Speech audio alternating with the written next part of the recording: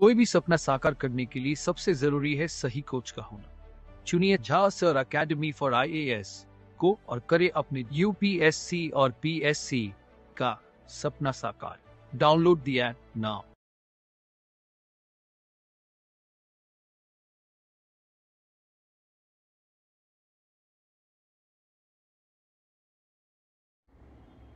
अब ये टॉपिक बहुत ही ज़्यादा इम्पॉर्टेंट है। हम मैप की तरफ जो है वो जाएंगे।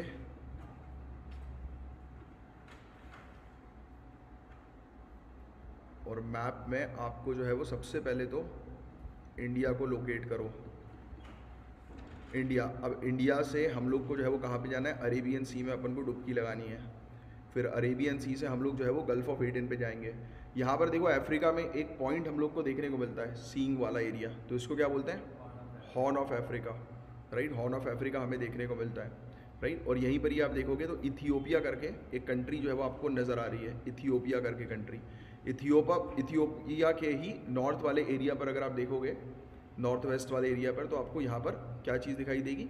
ये वाला क्षेत्र जहाँ पर डिस्प्यूट जो है वो हम लोग को देखने को मिल रहा है। ये वाला पूरा एरिया डिस्प्यूटेड एरिया, राइट। तो इथियोपिया टिग्रे, तो ये टिग्रे वाला एरिया है, डिस्प्यूटेड एरिया। अर्ट्रिया, टिग्रे के ब्रैकेट में लिखो अर्ट्रिया, और सूडान के साथ ही अपनी बाउंड्री जो है वो शेयर करता है, अर्ट्रिया और सूडान।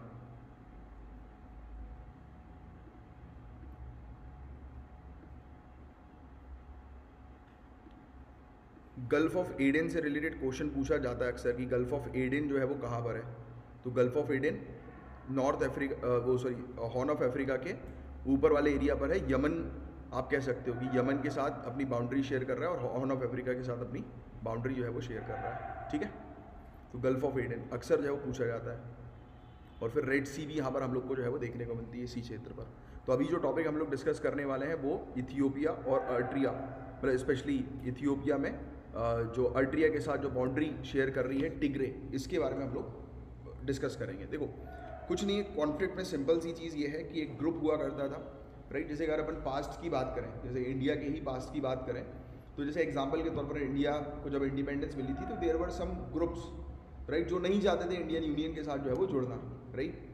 मतलब होता है जैसे नॉर्थ ईस्टर्न जोन में कितना इंसर्जेंसी का इशू हम लोग को देखने को मिलता है, even in Chhattisgarh area, right. तो मॉइस्ट का इशू, इंसर्जेंट्स का इशू, तो हमारे यहाँ ये इशूज़ रहते हैं कि बिकॉज जैसे कि बोडो लैंड, ये नॉर्थ ईस्टर्न इंडिया वाला बोडो लैंड, उनको एक सेपरेट जो है वो एरिया चाहिए, सेपरेट लैंड चाहिए, राइट। तो सम ग्रुप्स जो है वो चाहते हैं कि हमें इंडिपेंडेंस चाहिए, मतलब हमें इनके साथ जो है, इन गवर्नमेंट के साथ जो है वो काम नहीं करना है। तो same thing is happening in Tigray, because यहाँ पे जो पॉपुलेशन है वो यहाँ की इथियोपिया की जो आर्मी है उससे परेशान है, राइट। उनको लगता है कि उनकी आर्मी यहाँ पर आकर जो है वो कॉन्फ्लिक्ट जो है वो क्रिएट करती है। तो बेसिकली एक प्रकार का आर्म्ड स्ट्रगल है जिसमें आर्मी जो है वो इन्वॉल्व है। तो एक बेसिक सा फैक्ट, तो पहली formal African Union led peace talk जो है वो इथियोपियन गवर्नमेंट टीम और टिग्रे फोर्स के बीच में हम लोग को देखने को मिली, यानी कि उनकी एक अलग फोर्स है। तो पहली बार मतलब ये बैठक हुई है इनकी फॉर्मल लेवल पर। This that's why this topic is very important from international relations point of view. तो ये चीज़ लिख लो, फर्स्ट फॉर्मल अफ्रीकन यूनियन के नेतृत्व में African Union led peace talk, यानी कि अफ्रीकन यूनियन ने पीस टॉक जो है वो कंडक्ट करवाई है। इथियोपियन गवर्नमेंट टीम, इथियोपियन की सरकार इन्वॉल्व थी और टिग्रे की फोर्स इन्वॉल्व थी इसमें। अब कुछ इंपॉर्टेंट इवेंट्स के बारे में हम लोग चर्चा करेंगे जो इस इशू से रिलेटेड है, Ethiopian Tigray conflict, very important topic. फिर देखो 1975 डर्ग, DERG, डर्ग, ये बेसिकली एक ऑर्गेनाइजेशन है। जो मैं आपको ग्रुप जो बता रहा था ना, ये बस वही है, Derg, Soviet backed Marxist military dictatorship. Soviet USSR पता है आपको, तो उनका सपोर्ट था इनको, मार्क्सिस्ट मिलिट्री डिक्टेटरशिप, एक ऑर्गेनाइजेशन है, एक ग्रुप आप कह सकते हो। इसका नेतृत्व किया मेंगिस्टू हैली मरियम ने, मेंगिस्टू हैली मरियम, और इन्होंने अपना एक ऑर्गेनाइजेशन इस्टेब्लिश कर दिया इथियोपिया के टिग्रे पार्ट में, टिग्रे रीजन में। लिख लिया ये वाली चीज़, Derg, a Soviet backed Marxist military dictatorship led by Mengistu Haile Mariam. Ethiopia में इन्होंने अपना एक ऑर्गेनाइजेशन इस्टेब्लिश कर दिया 1975 में। ठीक है, फिर ये देखो टिग्रे पीपल्स लिबरेशन फ्रंट बनाई गई।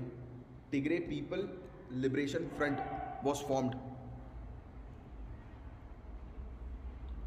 डैश करके लिखना। अ नेशनलिस्ट या एथनो नेशनलिस्ट पैरामिलिट्री ग्रुप, जातीय राष्ट्रीयवादी अर्धसैनिक समूह। एथनो नेशनलिस्ट पैरामिलिट्री ग्रुप और एक पॉलिटिकल आउटफिट, क्योंकि वो ग्रुप है तो अब वो क्या कर रहा है, पॉलिटिकल एक्टिविटीज के थ्रू इन्वॉल्व हो रहा है।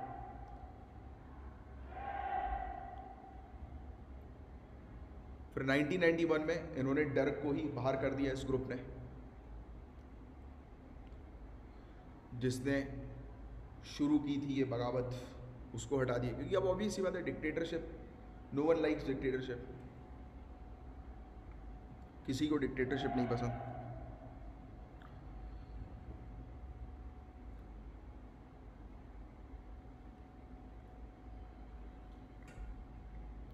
फिर 1988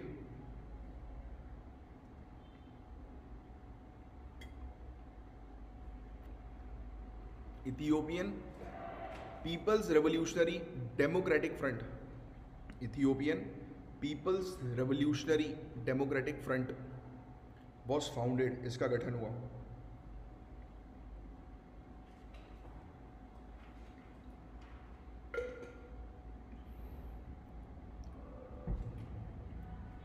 और 30 सालों तक इन्होंने राज किया।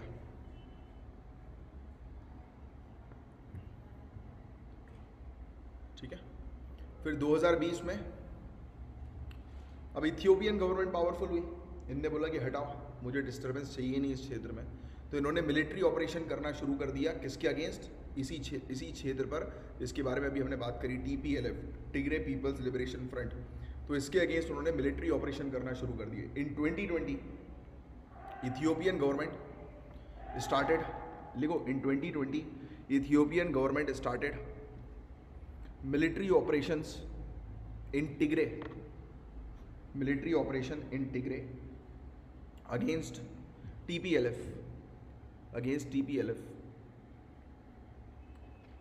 अब हुआ ये कि जब वहाँ पर मिलिट्री घुसी इथियोपियन की, तो कहा यह जाता है कि मिलिट्री ने सिविलियंस को परेशान करना शुरू कर दिया, लूटना शुरू कर दिया, डिस्ट्रॉय करना शुरू कर दिया पूरे के पूरे टाउन्स को, यानी कि तबाही मचाने लगी है उस क्षेत्र में घुस के। इन्होंने बोला कि वहाँ पर या तो गवर्नमेंट रहेगी या तो लोग रहेंगे, मतलब लोग नहीं रहेंगे तो ऑब्वियसली कहाँ से गवर्नमेंट रहेगी, तो मतलब they were started disturbing people, common man, common people, school, factories, business, इन सभी चीज़ को जो है वो बंद कर दिया गया, लूट लिया गया, राइट। तो ये चीज़ हम लोग को यहाँ पर डिस्टर्बेंस जो है वो देखने को मिल रहा है। ये जो इथियोपिया वाला क्षेत्र और इसी के ऊपर टिग्रे वाला क्षेत्र अर्ट्रिया के साथ अपनी बाउंड्री शेयर करता है, यहीं पर ही रेड सी है, गल्फ ऑफ एडन है, तो ये फैक्ट आपको थोड़ा सा ध्यान में रखना है। ये है, क्या बोलते हैं अपन इसको, हॉर्न ऑफ अफ्रीका। ठीक है, इथियोपिया के बारे में बात कर लें तो अफ्रीका की सेकंड मोस्ट पॉपुलस कंट्री हम लोग को जो है वो देखने को मिलती है, हॉर्न ऑफ अफ्रीका रीजन पे सिचुएटेड है, right. Eritrea, Djibouti, Sudan, Somalia, Kenya के साथ अपनी बाउंड्री शेयर करती है। Basic geographical information, right. यहाँ पर 10 रीजन हम लोग को देखने को मिलते हैं, अलग अलग एथनिक ग्रुप्स, जैसे कि अलग अलग जो जातीय समूह हम लोग को देखने को मिलता है, राइट। तो वो अलग अलग डिवाइडेड है, राइट। और ये चीज़ लिख लो आप, ये वाला पॉइंट, ओरोमो। ओरोमो जो है लार्जेस्ट एथनिक ग्रुप है इथियोपिया का, सिर्फ ये वाला पॉइंट लिख लो, Oromo largest ethnic group of Ethiopia. फिर एक है Amhara, second largest group, अम्हारा।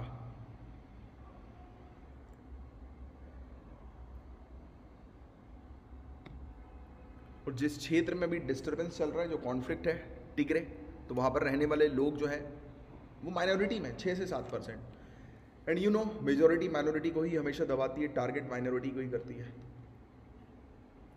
Because minority जो है वो एक ईजी, आप कह सकते हो, ऑप्शन है उनको सफाया करने का, किल आउट करने का, राइट। सॉर्टेड। ठीक है, बस इतना सही टॉपिक है कि इस क्षेत्र में ये पर्टिकुलर डिस्टर्बेंस जो चल रहा है आपको पता होना चाहिए, जैसे कि मतलब अवेयरनेस एक होनी चाहिए कि क्या डिस्टर्बेंस वहाँ पर चल रहा है।